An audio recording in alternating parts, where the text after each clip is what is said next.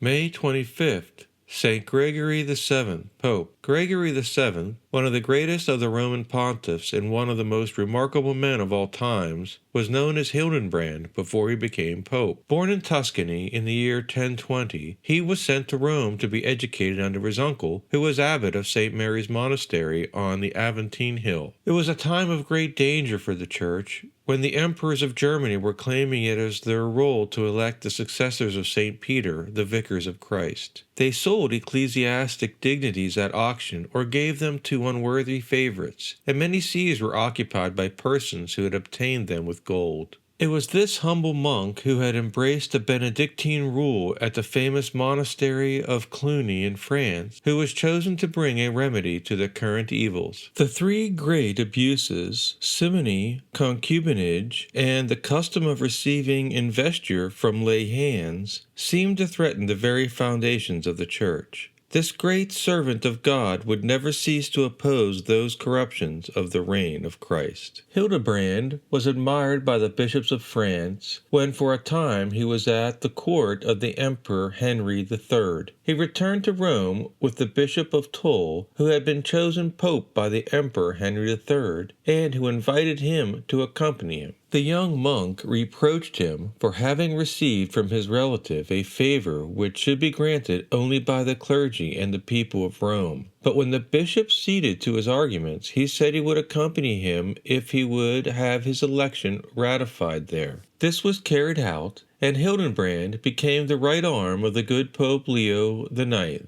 He was made a cardinal and named superior of the Roman monastery of St. Paul outside the walls, which lay most in ruins because the major part of its revenues had been usurped by powerful laymen. Hildebrand succeeded in recovering its lands and restoring the monastery to its ancient splendor.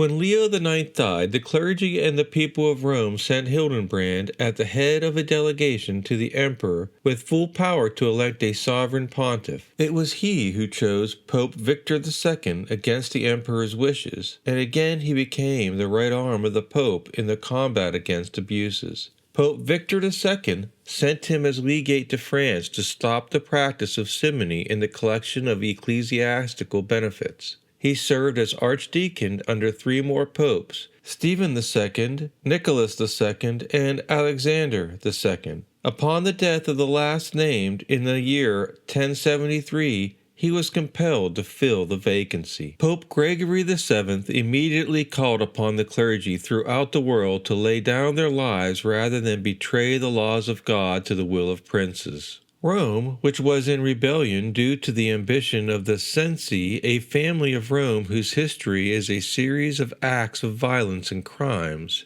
Pope Gregory excommunicated them. As a consequence, they laid hands on him during the Christmas midnight mass, wounded him, and cast him into prison. The following day the people rescued him. He then was forced to face Henry IV, Emperor of Germany, who openly relapsed into simony and claimed to depose the Pope. The Emperor too was excommunicated. Then the people turned against Henry, and he sought absolution from Gregory.